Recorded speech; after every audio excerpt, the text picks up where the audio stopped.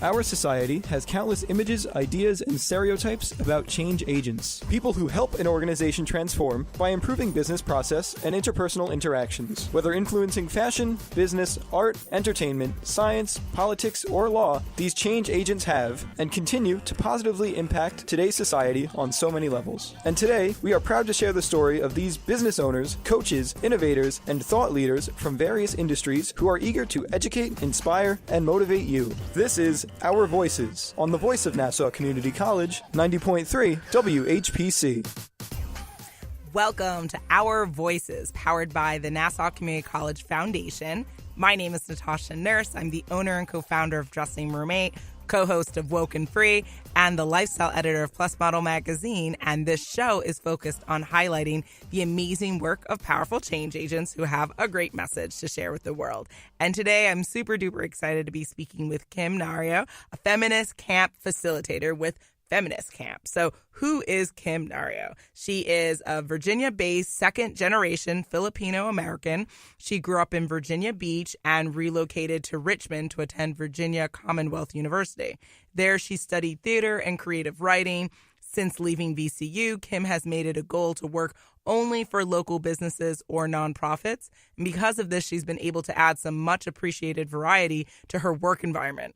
Combining her love of stage and writing, she can regularly be found doing stand-up and sketch comedy. Earlier this year, she became a member of the Coalition Theater, where she performs with the house team Resident Ghost. So without further ado, Kim, how are you? I'm doing so well. Thank you for having me. Absolutely. I'm really excited. You have such a wonderful and kind of unique bio. I'd love for you to just kind of get the ball rolling by just answering my first question, which is, how did you become the woman you are today? Oh, my gosh. Anytime someone asks me this, I like to say perception. But really, honestly, I think it was, I'm going to say what I think a lot of people say, my mother, definitely. Mm-hmm. She's probably the hardest working person I know. If it's not her, it's definitely my grandmother. Wow. I was surrounded by super, super strong women. But strangely enough, these women never considered themselves feminist. So that was something I definitely found later in life. Interesting. Yeah. Okay. And so what would you say that by seeing the work that they were doing, it inspired you to go out and kind of create the opportunities for yourself and also kind of develop your own inner feminist? Yeah, absolutely. I think a big thing that I would say defines my upbringing would be culture clash. Being, my parents, they grew up in a completely different country. And so it was really difficult kind of navigating the regular milestones one has. But I think through doing that and seeing firsthand how things were like me as an American and hearing my family stories of how things are in the Philippines, and mashing that all together in my brain and really thinking about like, well, what is really right for me? I think all of that kind of shaped my views. Great. Okay. And how would you define feminism?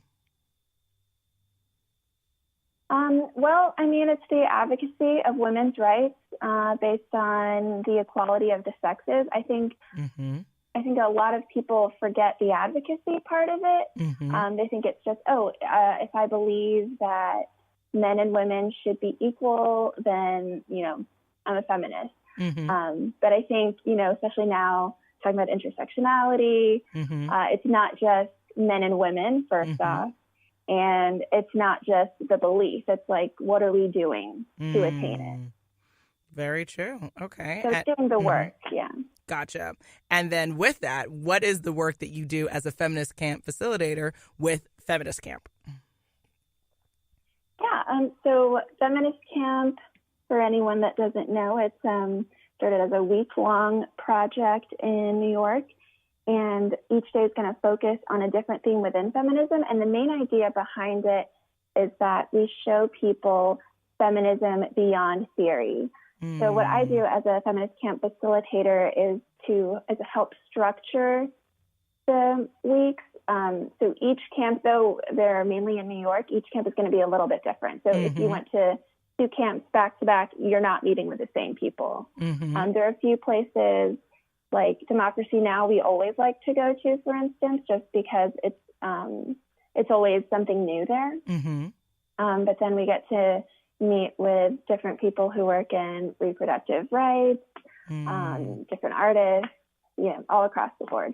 Absolutely. And I personally can attest to the great work with Feminist Camp. I've worked with you guys, and I think it's really great, like even just how you defined it, just like real life examples and practical application of feminism. Because, I think that, especially with the youth, since you guys work with young people, that it's one thing to teach theory, and it's quite another to show them what does a real world example feminist look like. Because I think sometimes there's a lot of misconceptions, which I'd love for you to kind of debunk. What do you think are the biggest misconceptions of people who claim to be feminists, or how feminists are portrayed in media?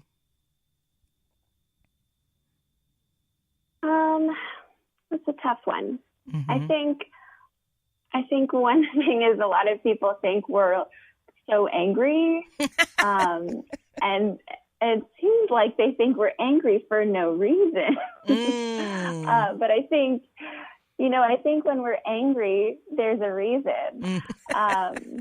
Yes. And I think, I feel like people don't realize that being a feminist, and especially working in a feminist company, that it's not just like sitting around and talking. We're like doing things to, we're putting together these programs. We're trying to help other people who are working within the feminist world, trying to get, their things out there, whether it's their books or their music or whatever their projects are.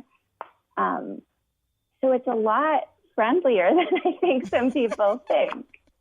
Absolutely. It's a lot more supportive, Absolutely. I agree. I think that there is a misconception of like, if you're an advocate, then you automatically are angry because you happen to be impassioned about what you're speaking on, or what the body of your work of what you're doing. But it's interesting because when you're fiery in your workplace, right, no one's like, ooh, you're just angry, right? But like, just because it's now you're involving advocacy, it's like you're angry and you're bitter, and it's not fair, and it's definitely a misconception. So I completely agree with that.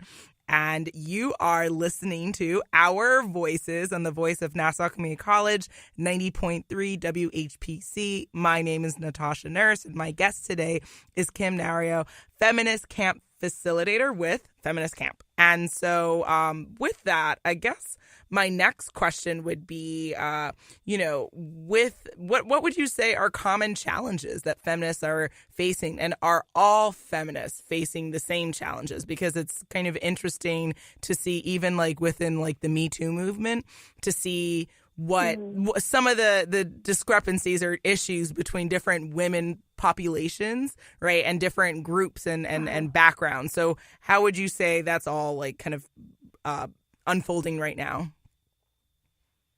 Well, I think that as far as problems that feminists face, I don't like to say that, and like that everybody faces the same problems, because we just don't. A white woman growing up in America is not going to have the same problems as a brown woman growing up in America. It's going to, everyone's going to have their own experience, so they're going to have their own problems, their own privileges, everything.